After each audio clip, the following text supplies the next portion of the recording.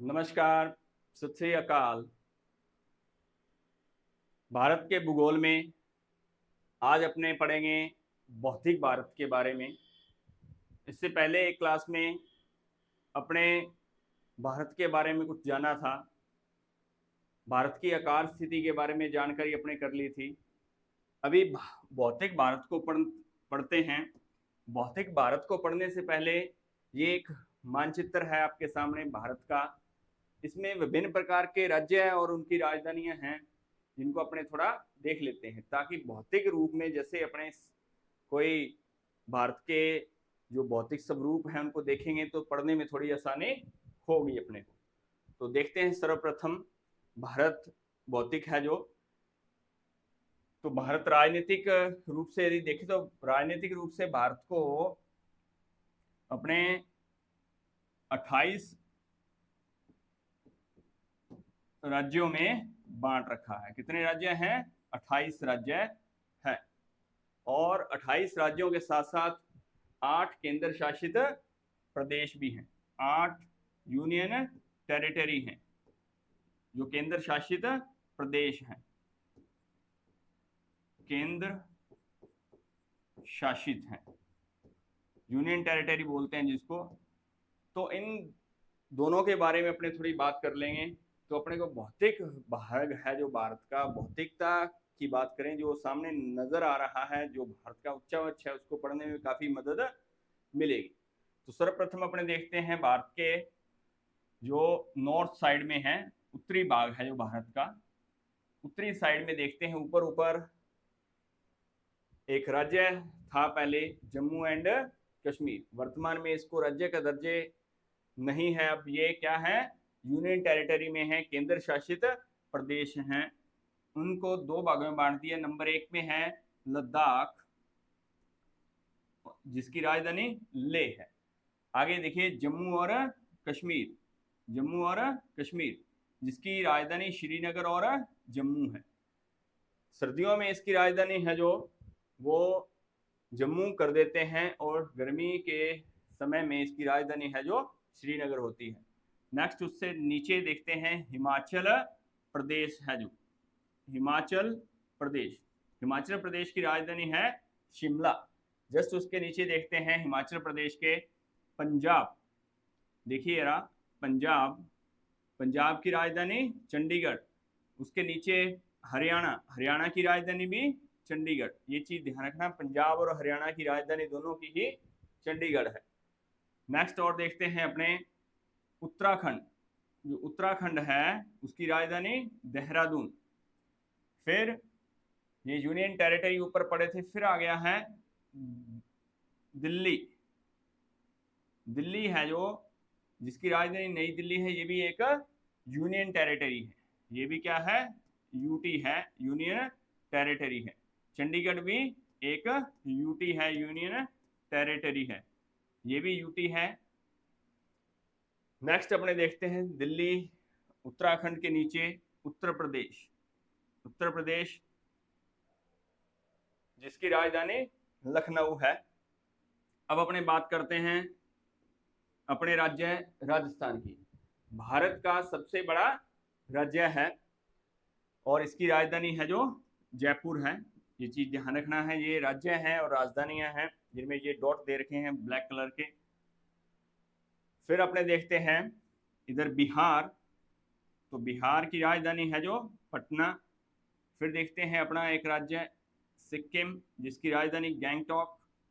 सिक्किम ये इधर आ गया, अपने पहुंच जाएंगे इधर ये सेवन सिस्टर्स जो हैं उनमें। ऊपर ऊपर देखते हैं अरुणाचल प्रदेश, अरुणाचल प्रदेश की राजधानी ईटानगर।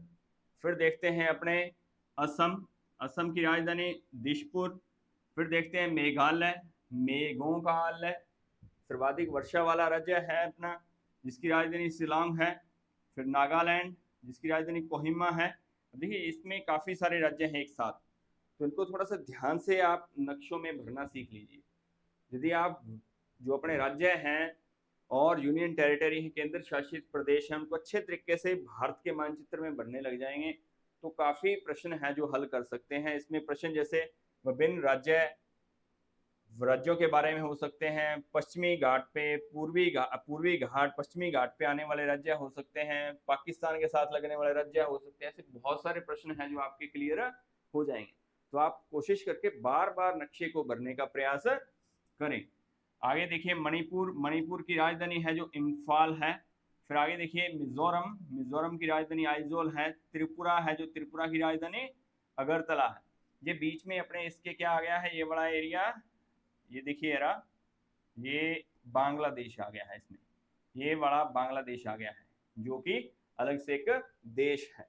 बांग्लादेश ऐसा देश है जिसके साथ भारत की सर्वाधिक अंतरराष्ट्रीय सीमा है जो लगती है। ये चीज याद रखना है, सर्वाधिक अंतरराष्ट्रीय सीमा वाला जो देश है वो कौन सा है, बांग्लादेश है। और सबसे कम वाला अपने बात कर चुके हैं, अफगानिस्तान था पहले सबसे कम वाला, और ये सबसे ज्यादा वाला। साथ के साथ इसमें राज्यों के साथ साथ पड़ोसी देशों के बारे में थोड़ी जानकारी अपने को हो जाएगी इस नक्शे के माध्यम से। फिर देख सकते हैं आप, वापस इधर आ जाते हैं, मध्य प्रदेश में मध्य, जो भारत के बिल्कुल क्या है, मध्य में, इसीलिए इसका नाम क्या है, मध्य प्रदेश है, जिसकी राजधानी भोपाल है। फिर देखिए आप झारखंड, राजधानी इसकी रांची। ये पश्चिम बंगाल की बात करें, इसकी राजधानी कोलकाता। देखिए बांग्लादेश है जो और पश्चिम बंगाल, ये एक ही राज्य था पहले 1947 में बांग्ला के नाम से, जहाँ के बहुत अच्छे जो लेखक हुए हैं रविंद्रनाथ टैगोर, जिन्होंने अपना राष्ट्रगान भी रचित है, राष्ट्रगान लिखा है। लेकिन 1947 में ये दो भागों में बंट गया, पश्चिम बंगाल और पूर्वी बंगाल। पूर्वी बंगाल जो कि पाकिस्तान के हिस्से आया था, और 1971 में जाकर के ये पाकिस्तान से अलग होकर नया एक देश है जो बांग्लादेश बन गया था, और उसकी सर्वाधिक सीमा है जो भारत के साथ लगती है। नेक्स्ट देखेंगे झारखंड के बाद, अपने पश्चिम बंगाल के बाद छत्तीसगढ़ की राजधानी है जो रायपुर है। फिर देखिए ओडिशा, जिसको पुराने समय में उड़ीसा भी कहा जाता था, इसका नाम क्या था, उड़ीसा। वर्तमान में इसका नाम क्या हो गया, ओडिशा। इसकी राजधानी भुवनेश्वर है। फिर देखते हैं अपने इधर वापस गुजरात की राजधानी गांधीनगर। और फिर देखिए ये देखिए दमन दीव और दादर नागर हवेली, ये भी एक यूनियन टेरिटरी है। ये अब क्या बन गए हैं, यूनियन टेरिटरी है, केंद्र शासित प्रदेश है, जिसकी राजधानी दमन है। आगे देखिए महाराष्ट्र की राजधानी मुंबई। और आगे तेलंगाना राज्य है जो ये नया बना राज्य है, हालांकि काफी टाइम हो गया लेकिन फिर भी सर्वाधिक नया है जो राज्य तेलंगाना। हैदराबाद जिसकी राजधानी है। आगे आंध्र प्रदेश जिसकी राजधानी अमरावती है।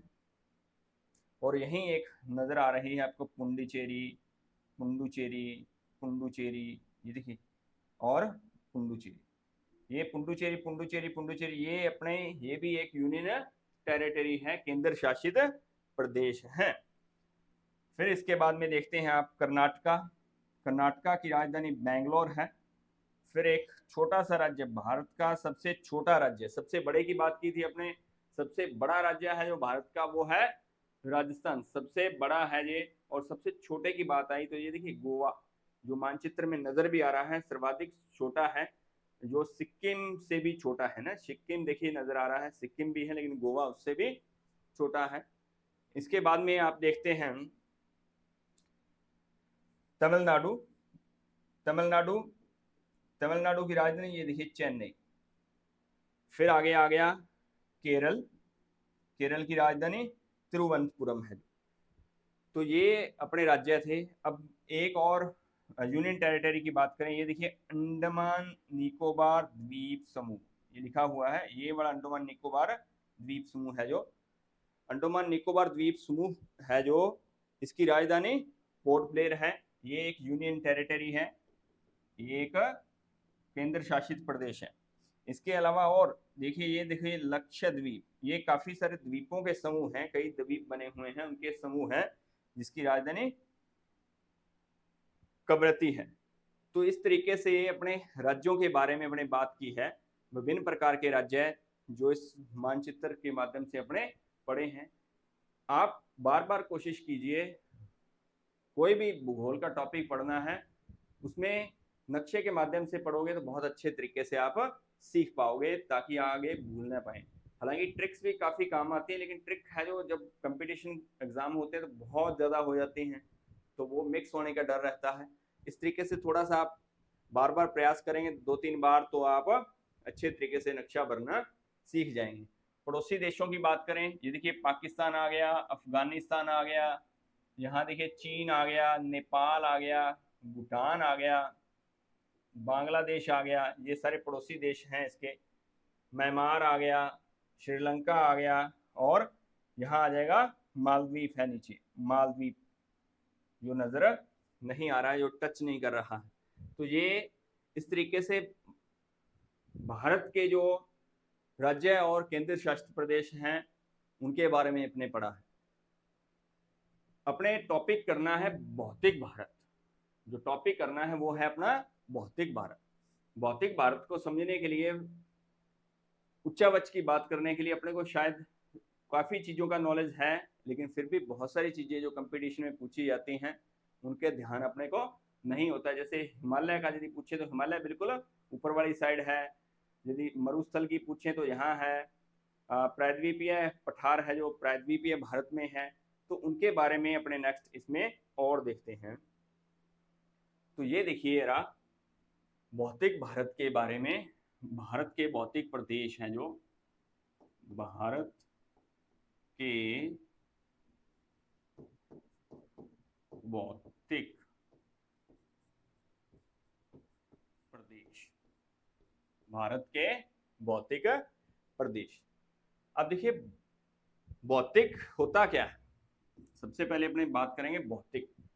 भौतिक होता है जो सामने नजर आ रहा।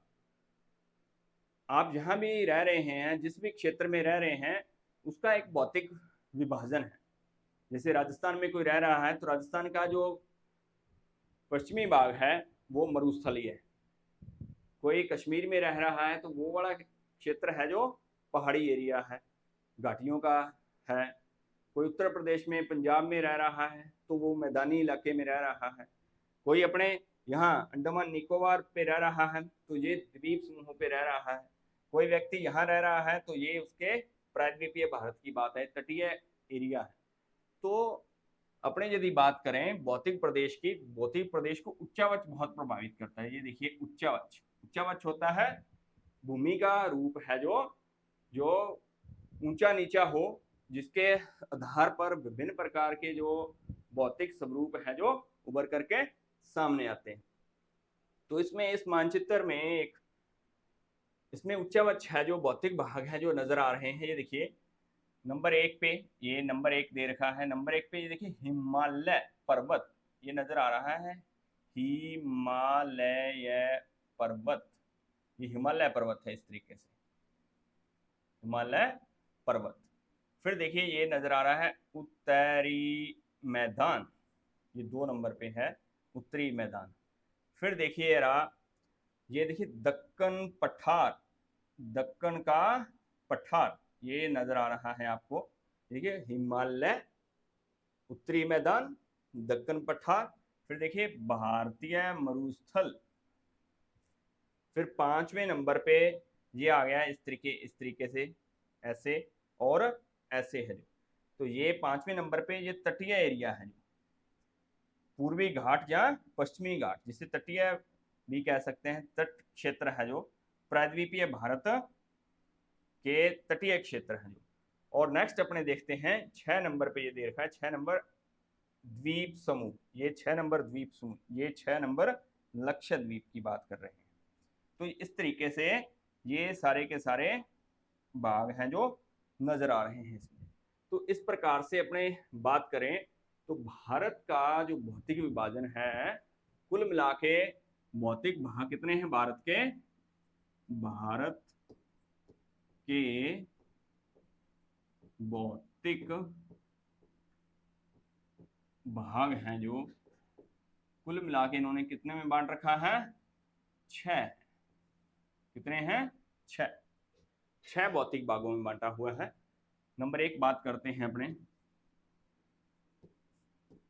हिमालय पर्वत 2 नंबर पे बात करेंगे उत्तरी मैदान,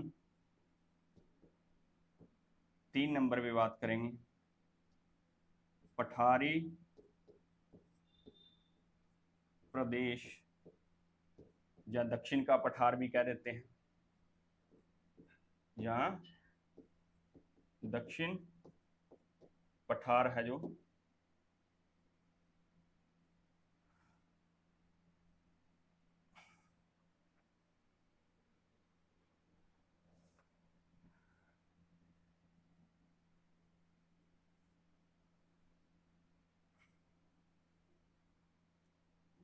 जहाँ इसको अपने क्या कहेंगे, दक्षिण पठार,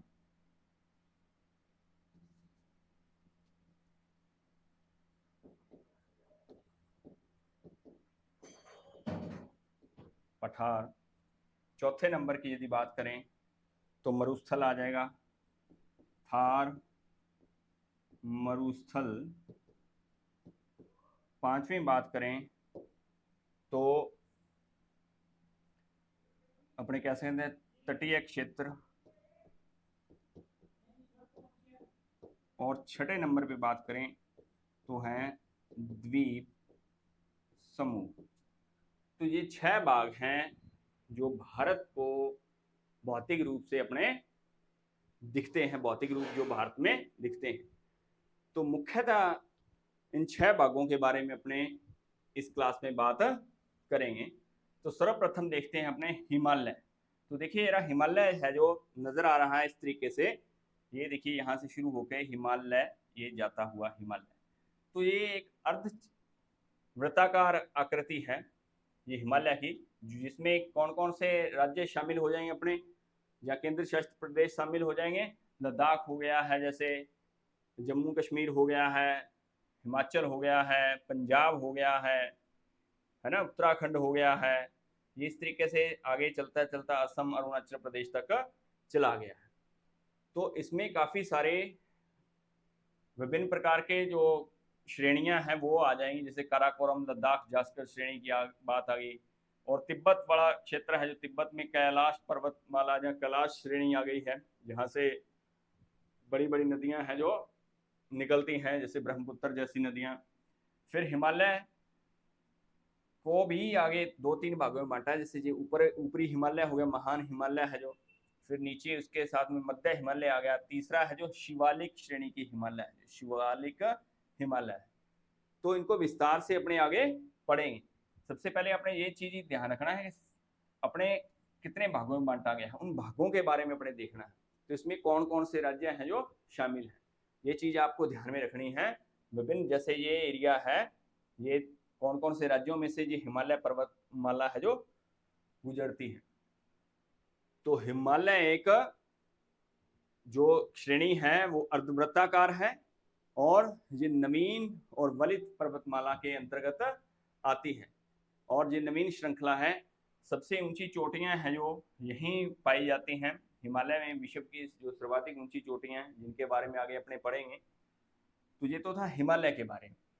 नेक्स्ट अपने देखते हैं उत्तरी मैदान। दूसरा कौन सा है टॉपिक, उत्तरी मैदान।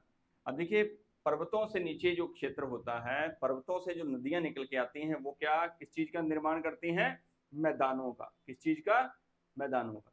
और इसका नाम उत्तरी मैदान क्यों है, क्योंकि ये भारत के उत्तरी क्षेत्र में मैदान, नदियां बहुत हैं और बहुत सारी नदियां हैं जो पहाड़ों से निकल करके, पर्वतों से निकल करके मैदानों का निर्माण करती है। लेकिन यहाँ जो है ये नदियां हैं जो हिमालय से निकलने वाली, वो कौन सा निर्माण करती हैं, उत्तरी मैदान का निर्माण करती हैं।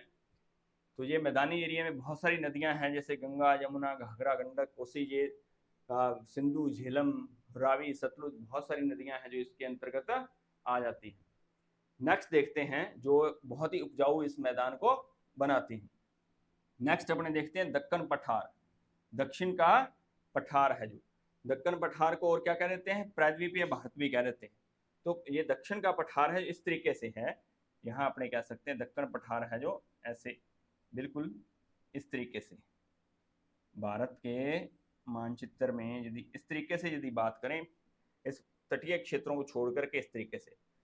तो जो दक्कन का पठार है, दक्षिण का पठार है, जो जिसे प्रायद्वीपीय भारत भी कह सकते हैं।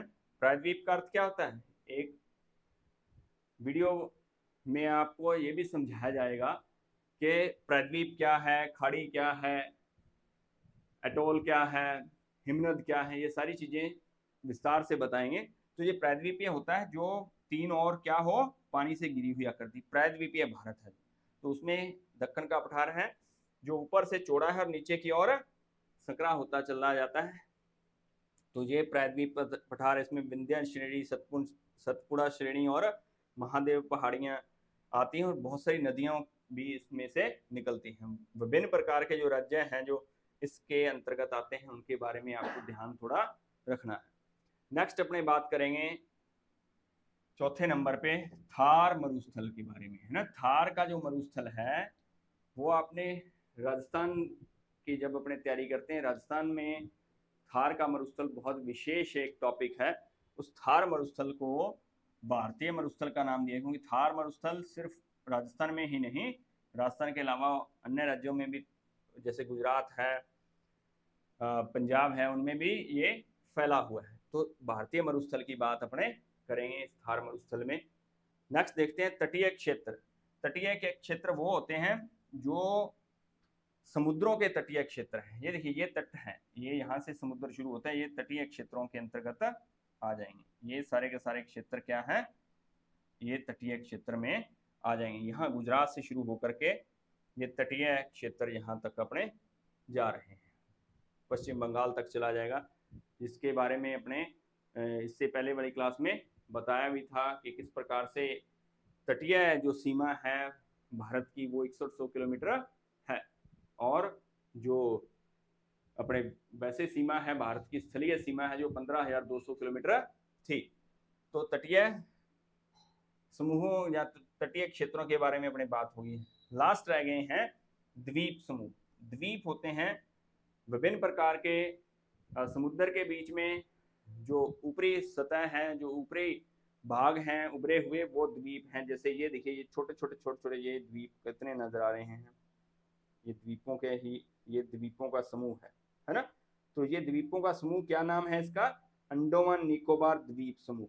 इसके अलावा ये देखिए, ये छोटे छोटे लक्षद्वीप के समूह है। तो ये वाले कौन से हैं? लक्षद्वीप। तो ये अपने देख सकते हैं, ये छठा जो भारत का भौतिक विभाजन में भौतिक भाग है जो वो कौन सा है? द्वीप समूह। तो इस क्लास के माध्यम से आपको विभिन्न भारत के राज्य और उनके बारे में अपने बात की है, उनके पड़ोसी देशों के बारे में बात की है ना। पड़ोसी देश कौन कौन से लगते हैं, छोटे बड़े राज्य की बात हो गई, और उच्चावच के आधार पर भारत के भौतिक प्रदेशों के बारे में अपने बात की है। तो उच्चावच के आधार पर भौतिक भाग हैं जो भारत के, वो 6 भाग हैं। उन 6 के बारे में भी एक समझ विकसित आप में इस मानचित्र के माध्यम से करने की कोशिश की गई है। उम्मीद है कि इस भौतिक भाग को इस मानचित्र के माध्यम से, इस क्लास के माध्यम से आप अच्छे तरीके से समझेंगे, और आगे की क्लासों में ये जो भौतिक भाग हैं उनको विस्तार से आपको एक एक करके समझाया जाए। बहुत बहुत धन्यवाद।